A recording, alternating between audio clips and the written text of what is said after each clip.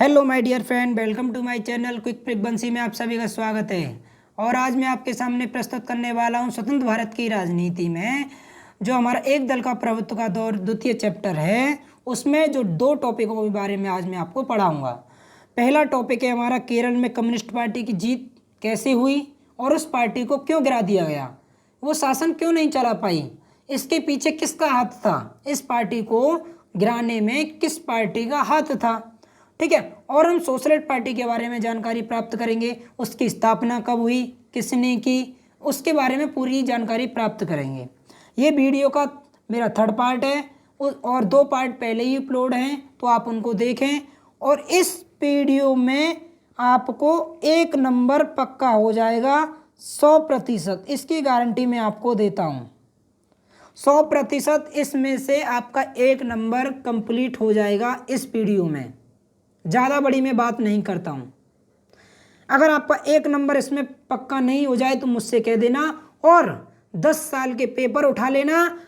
हर बार इन दोनों टॉपिकों में से, खासकर इस टॉपिक में से हर बार प्रश्न आया है, हर बार प्रश्न आया है।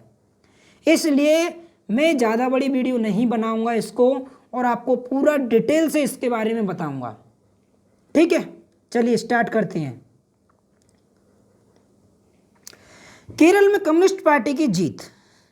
भाई आखिरकार पहली बार विश्व में एक चमत्कार सा हुआ। आप कह रहे होंगे ये चमत्कार कैसा हुआ? जी हाँ जी, एक तरीका का चमत्कार हुआ। वो ऐसे हुआ कि पहली बार विश्व में कहीं पर, यानी कहीं पर भारत में पहली बार, या हम कहें पूरे विश्व में पहली बार, कम्युनिस्ट पार्टी लोकतंत्र के माध्यम से उसने चुनाव किया, उसने चुनाव प्रचार किया, जीती और अपनी सरकार बनाई। पहली बार लोकतंत्र के माध्यम से, किसके माध्यम से? लोकतंत्र के माध्यम से पहली बार विश्व में इस पार्टी ने लोकतंत्र के माध्यम से सरकार बनाई। आप कह रहे होंगे पहली बार पार्टी तो बहुत पुरानी है। हाँ जी, पार्टी बहुत पुरानी है। ये यूएसएसआर में इसने 70 साल शासन किया है, ऐसे नहीं किया है। 70 साल शासन किया है इसने, कम्युनिस्ट पार्टी ने। और आज भी वहाँ पर अस्तित्व में है, आज भी इस पार्टी का वहाँ पर क्या है, रुतबा है। चीन में भी इस पार्टी का रुतबा है। आप क्यों, पार्टी तो बहुत पुरानी, मगर पहली बार लोकतंत्र के माध्यम से इस पार्टी ने चुनाव जीता और अपनी सरकार चलाई। ठीक है, मगर इसको ज़्यादा दिन ये स्वाद नहीं मिला, इसको ये ज़्यादा दिन ये आनंद नहीं मिला। वो क्यों नहीं मिला उसके बारे में अब बताता हूँ मैं आपको। आपको पता है कि हमारे भारत की सबसे मजबूत पार्टी स्वतंत्र भारत के बाद कांग्रेस पार्टी थी। कौन सी पार्टी थी? कांग्रेस पार्टी थी। ठीक है, कांग्रेस पार्टी थी। तो भाई ये दूसरे आम चुनाव में केरल में क्यों नहीं जीत पाई? ठीक है, केरल में इसीलिए नहीं जीत पाई कि केरल में साम्यवादी विचारधारा के लोग थे और यहाँ पर जो थे वो यानी निम्न जाति के लोग ज़्यादा थे। ठीक है, उनके साथ यहाँ पर क्या था, पहले शोषण भी हो चुका था, पहले इनके साथ यहाँ पर क्या वसूली की भी हो रही थी। ये बात नहीं कि निम्न कास्टी थी, यहाँ पर हर तरीका के लोग थे, उनके साथ भेदभाव हो रहा था, उनके साथ क्या है, जातीय हो रही थी। तो इस वजह से यहाँ पर क्या था, कम्युनिस्ट पार्टी का बोलबाला था। ठीक है, कम्युनिस्ट पार्टी का बोलबाला था। तो वो यहाँ पर बहुत कर्री जीत हासिल कर कर यहाँ पर आई। यहाँ पर टोटल जो सीटें हैं 126 सीटें हैं। ठीक है, टोटल 126 सीटें हैं। तो हमें जीतने के लिए कितनी चाहिए? 63। और पार्टी कितनी ले आई? 60। कितनी जोड़नी थी? 3। मगर इस पार्टी ने 5 और स्वतंत्र यानी अपने विपक्ष वाले यानी निर्दलीय जो थे उनको जोड़ लिया। तो टोटल कितनी सीट हो गई इसकी? 65। 65 को लेकर इसने सरकार यहाँ पर बना डाली और वो खटक गई किसको? कांग्रेस को। कांग्रेस ने सोचा अगर भाई हमने अभी जल्द ही अपने रास्ते से ये कांटे नहीं हटाए तो आने वाले समय में ये कांटे हमारे लिए दर्द करेंगे। ठीक है, आखिरकार दर्द पीछे हुआ मगर थोड़ा बाद में हुआ। ठीक है, मगर इनको ये सोचने लग गए अगर हमने यहाँ पर ये पार्टी को नहीं गिराया तो कम्युनिज्म जो है, जो साम्यवाद जो है, जो कम्युनिस्ट पार्टी जो है, वो अन्य राज्यों में भी ये अपनी जीत हासिल कर सकती है।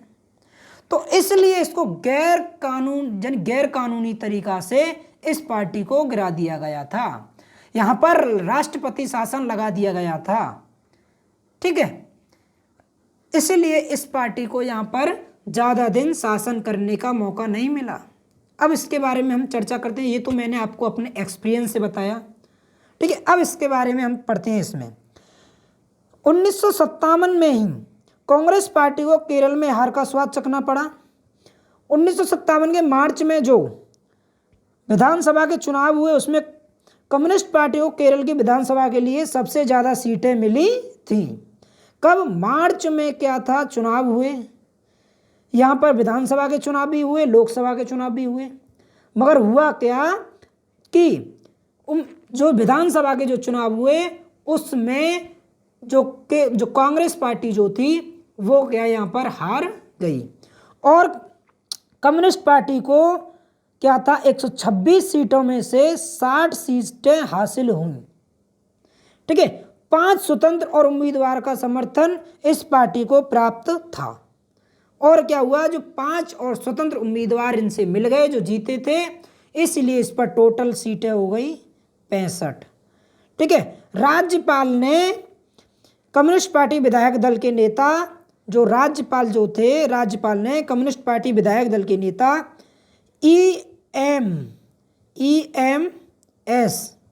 EMS नमूद्रीपाद को सरकार बनाने का न्योता दिया। ठीक है, राज्यपाल ने क्या किया, कम्युनिस्ट पार्टी को के विधायक दल के नेता, ठीक है, जो विधायक दल के जो नेता थे EMS नमूद्रीपाद को सरकार बनाने का न्योता दिया और कहा कि अपनी सरकार आप बनाइए। ठीक है, दुनिया में यह पहला अवसर था जब एक कम्युनिस्ट पार्टी की सरकार लोकतंत्र चुनावों के जरिए बनी थी, जो मैंने आपको बता ही दिया। ठीक है, अब हम बात करते हैं आगे क्या होता है। केरल में सत्ता से बेदखल होने पर कांग्रेस पार्टी ने निर्वाचित सरकार के खिलाफ मुक्ति संग्राम छेड़ दिया। कह दिया भैया केरल को मुक्त करो, केरल की मुक्ति चाहते हैं हम। भाई केरल की मुक्ति अगर वहाँ के लोग चाह सकते थे, केरल की पार्टी में जो कम्युनिस्ट पार्टी को जिताने वाले लोग थे वो वहीं के थे, तो आप मुक्ति संग्राम किसके लिए चला रहे हो भाई? हम ज़्यादा इंटरफेयर नहीं कर सकते, ये वीडियो यूट्यूब पर डाल सकती है, मगर अब अपने अनुभवों से आप सोच सकते हैं कि भाई मुक्ति संग्राम आप छेड़ रहे हो। आज के समय पे भारत जोड़ो चल रहा है। ठीक है, आज के समय पे भारत जोड़ो चल रहा है और उस समय पर मुक्ति संग्राम चल रहा था पार्टी उड़ाने के लिए। भैया ये राजनीति है। उस समय पर आप कर रहे थे अपनी सरकार को लाने के लिए और आज भी आप कर रहे हो अपनी सरकार को लाने के लिए। ठीक है, तो इस सरकार के लिए क्या छोड़ दिया, मुक्ति संघर्ष छोड़ दिया और भारतीय कम्युनिस्ट पार्टी को सत्ता में के वायदे से आई थी, क्योंकि ये सत्ता में वायदे से आई थी कि कुछ क्रांतिकारी और प्रगतिशील नीतिगत पहल करेगी। यहाँ पर एक क्या है, एक क्रांति करेगी, एक क्या है, एक प्रगति, एक विकास करेगी अच्छी सी। ठीक है, 1959 में केंद्र की कांग्रेस सरकार ने संविधान के अनुच्छेद 356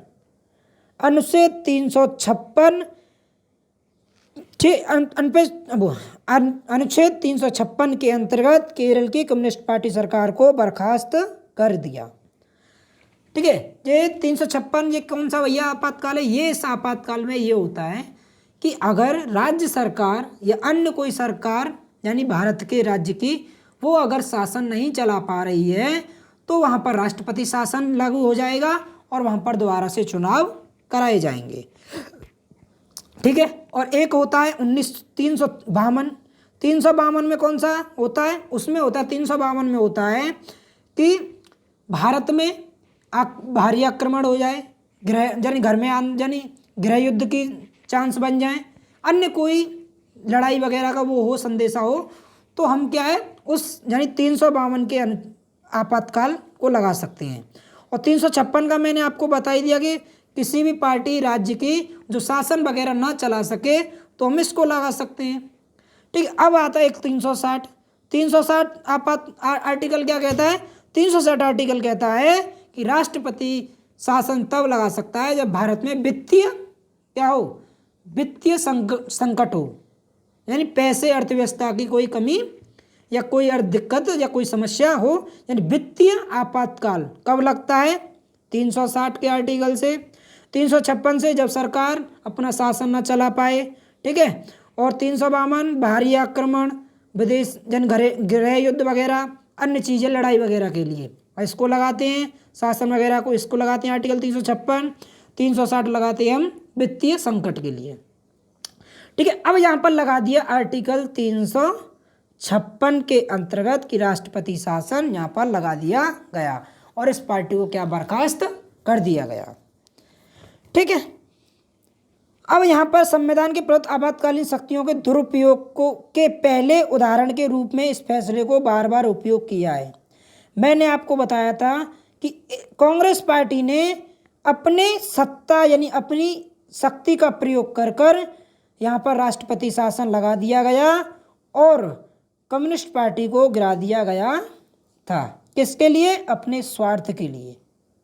ठीक, अगस्त 1959 में अपने मंत्रालय को बर्खास्त किए जाने के बाद त्रिवेंद्रम में कम्युनिस्ट पार्टी के कार्यकर्ताओं के प्रदर्शन को नेतृत्व EM नमोद्रीपाद ने किया। जो हमारे EM नमोद्रीपाद साहब हैं, जो नेताजी हैं, वो ये हैं, ये हैं जो केरल के क्या बने थे? मुख्यमंत्री बने थे। कब? 1957 में। ये पूछा जा सकता है। ठीक, अब बात करते हैं भाई सोशलिस्ट पार्टी के बारे में। सोशलिस्ट पार्टी किसने बनाई, क्यों बनाई? ठीक है, इसके बारे में हम चर्चा करते हैं। सोशलिस्ट पार्टी की जड़ों को आज़ादी से पहले के उस वक्त में ढूंढा जा सकता है जब भारतीय राष्ट्र कांग्रेस जन आंदोलन चला रही थी। यानी इसके जो नींवें हैं वो स्वतंत्र भारत से पहले, बहुत पहले की है। ठीक है, इसने क्या था, जो कांग्रेस सरकार, जो कांग्रेस पार्टी जो थी, जो जन आंदोलन जो चला रही थी मुक्ति, जो भारत को आज़ाद कराने के लिए, उसमें इसकी छवि देखी जा सकती है। कांग्रेस सोशलिस्ट पार्टी का गठन खुद कांग्रेस के भीतर 1934 कब हुआ था? 1934। ठीक है, 1934 में युवा नेताओं की एक टोली ने किया था। कब किया था? 1934 में युवा नेताओं की एक टोली ने किया था। ये नेता कांग्रेस को ज़्यादा से ज़्यादा परिवर्तनकारी और समतावादी बनाना चाहते थे। ये क्या चाहते थे कि ये जो पार्टी जो चल रही है इस समय पर, जो आंदोलन कर रही है, ये अपनी नीतियों को बदले। इसमें अपना क्या है, ये समतावादी बने, सभी को समान लेके चले। क्योंकि आपको पता है कि कांग्रेस पार्टी जब बनी उसके बाद कुछ सालों या 10 या 15 साल तक इस पार्टी ने कम से कम 20-40 साल यानी ये कब बनी? ठीक है, जब से ये बनी तब से क्या है, इसमें किस किस लोगों को, कैसे लोगों को वो था आना जाना। इसमें पहले इसमें धनी लोगों को था, पढ़े लिखे लोगों का ये समूह था। ठीक है, हम कह सकते हैं बुद्धिजीवी और उच्च वर्ग और उच्च पैसे वालों के इसमें क्या था, एक बोलबाला था। ठीक है, तो इसके युवा नेताओं ने कहा कि इसमें परिवर्तन होना चाहिए। ठीक है, सभी को समानतावादी होनी चाहिए। ठीक है, सभी के लिए समान भाव रखना चाहिए। 1948 में कांग्रेस ने अपने संविधान में बदलाव किया। ठीक है, कांग्रेस ने अपने संविधान में बदलाव किया 1948 में। यह बदलाव इसीलिए किया गया ताकि कांग्रेस के सदस्य दोहरी सदस्यता ना धारण कर सकें। कहीं ऐसा ना हो कि ये कांग्रेस पार्टी के भी सदस्य रहें और ये सोशलिस्ट पार्टी के भी सदस्य रहें। इस वजह से कांग्रेस के समाजवादियों को मजबूरन 1948 में होकर सोशलिस्ट पार्टी बनानी पड़ी। अब आप कह रहे होंगे भाई कि सोशलिस्ट पार्टी क्या हम 1934 वाली मान सकते हैं? ये वाली, ये तो थी कांग्रेस में, कांग्रेस के भीतर थी, मगर आप रियलिटी जब मानोगे तो ये बनी है 1948 में। ठीक। सोशलिस्ट पार्टी चुनावों में कुछ खास कामयाबी हासिल नहीं कर सकी। इससे पार्टी के समर्थकों को बड़ी निराशा हुई। हालांकि सोशलिस्ट पार्टी की मौजूदा हिंदुस्तान के अधिकतर राज्यों में थी। ठीक है, सोशलिस्ट पार्टी मौजूदा हिंदुस्तान के अधिकतर राज्यों में तो थी, मगर ज़्यादा कामयाबी हासिल ये नहीं कर पाई थी, क्योंकि कांग्रेस पार्टी को स्वाधीनता विरासत हासिल थी। लेकिन पार्टी को चुनावों में छुटपुटा सफलता ही मिल पाई, और इसमें बड़े नेता भी नहीं थे। ठीक, समाजवादी लोकतंत्र समाजवाद की विचारधारा में विश्वास करती थी, और इस आधार वे कांग्रेस तथा साम्यवादी दोनों को अलग थे। यानी वो अपनी विचारधारा, इनकी जो विचारधारा थी, ठीक है, वो साम्यवादी से और कांग्रेस से, दोनों विचारधाराओं से क्या थी, अलग थी। वे कांग्रेस की आलोचना करते थे, ठीक है, और कि वो पूंजीवादी और जमींदारों की पक्ष ले रही है। वो कहते थे कि जो कांग्रेस पार्टी है उसमें बड़े और धनी और सभी विद्वान लोग हैं, ठीक है, तो वो गरीबों की नहीं है, वो चंद पैसों वाले की है, धनी लोगों की है। ठीक है, तो ये जो है वो जमींदारों की है, बड़े बड़े जमींदार थे उसमें, तो ये क्या है, इसके लिए इसका विरोध करते थे। और समाजवादियों को 1955 में एक दुविधा की स्थिति का सामना करना पड़ा। ये दुविधा थी कि दुविधा यह थी कि 1955 में स्थिति का सामना करना, क्योंकि कांग्रेस ने घोषणा कर दी कि उसका लक्ष्य समाजवादी बनावट वाले समाज की रचना है। अब इसने भी क्या समाजवाद का अब ले आया, ये भी अपने आप को कहने लगी, कौन, कम्युनिस्ट, कांग्रेस पार्टी के हम भी समाजवादी विचारधारा पर चल रहे हैं, तो ये अब दुविधा में आ गए। ऐसे में समाजवादी के लिए खुद को कांग्रेस का करारा विकल्प बनाकर पेश करना मुश्किल हो गया। राम मनोहर लोहिया के नेतृत्व में कुछ समाजवादियों ने कांग्रेस से अपनी दूरी बढ़ाई। ठीक है, कुछ अब इससे क्या नेता और कटने लगे, कांग्रेस की आलोचना की, और कुछ अन्य समाजवादियों मसलन अशोक मेहता, ठीक है, अशोक मेहता ने कांग्रेस से हल्के फुल्के सहयोग की तरफदारी भी की थी, ये नेता थे। सोशलिस्ट पार्टी के कई टुकड़े हुए, कुछ में बहुधा मेल भी हुआ। इस प्रक्रिया में कई समाजवादी दल बने। इन दलों में किसान मजदूर प्रजा पार्टी बनी, किससे, सोशलिस्ट पार्टी से बनी है, ये प्रजा सोशलिस्ट पार्टी बनी। संयुक्त सोशलिस्ट पार्टी का नाम लिया जा सकता है। इसके नेता जयप्रकाश नारायण, अच्युत पटवर्धन, अशोक मेहता, आचार्य नरेंद्र देव, राम मनोहर लोहिया, एस जोशी समाजवादी दलों के नेताओं में प्रमुख थे। मौजूदा हिंदुस्तान के कई दलों जैसे समाजवादी पार्टी, राष्ट्रीय जनता दल, ठीक है, और जनता दल सेकुलर, जनता दल यूनाइटेड, दो ये पार्टी हैं, ठीक है, और सोशल पार्टी की छवि देखी जा सकती है, छाप देखी जा सकती है। आचार्य नरेंद्र देव आप देख सकते हैं कि स्वतंत्र भारत सेनानी और कांग्रेस सोशल पार्टी के संस्थापक थे। तो आप बता सकते हो कि कांग्रेस जो सोशल पार्टी के संस्थापक कौन है, आचार्य नरेंद्र देव। आज़ादी के आंदोलन के दौर में कई बार जेल भी गए हैं ये। किसान आंदोलन में सक्रिय रहे हैं, बौद्ध धर्म के विद्वान हैं। आज़ादी के बाद पहले सोशल पार्टी का और बाद में सोशल पार्टी का नेतृत्व इन्होंने किया। ऐसे ऐसे आपने इसके बारे में पढ़ा कि केरल में कम्युनिस्ट पार्टी को कैसे गिराया। सोशल पार्टी के बारे में मैंने आपको बताया किसने स्थापना करी, इसमें से कितने कितनी पार्टियां बनी, सभी के बारे में मैंने आपको बताया। ठीक है, अगर आपको वीडियो अच्छी लगे दोस्त तो मेरी वीडियो को शेयर करें और मेरा सहयोग करें। ठीक है, अगर आपको कोई परेशानी होती है तो बेझिझक कमेंट करें, और आपको यहाँ अच्छे नोट्स के लिए नंबर पर मैसेज करें 7906। ठीक है, ये मेरा नंबर है, कभी भी कॉल कर सकते हो, मैसेज कर सकते हो। अगर ये भी नंबर नहीं लगे तो आप इस पर कर सकते हो, इस पर ओनली केवल कॉल करना। आपका जो भी डाउट होगा, ये 8 है पीछे, आपका जो भी डाउट होगा मैं आपका डाउट क्लियर करूँगा और अच्छे नोट्स दूंगा। ठीक है, मिलते हैं अगले वीडियो में, तब तक जय हिंद जय भारत।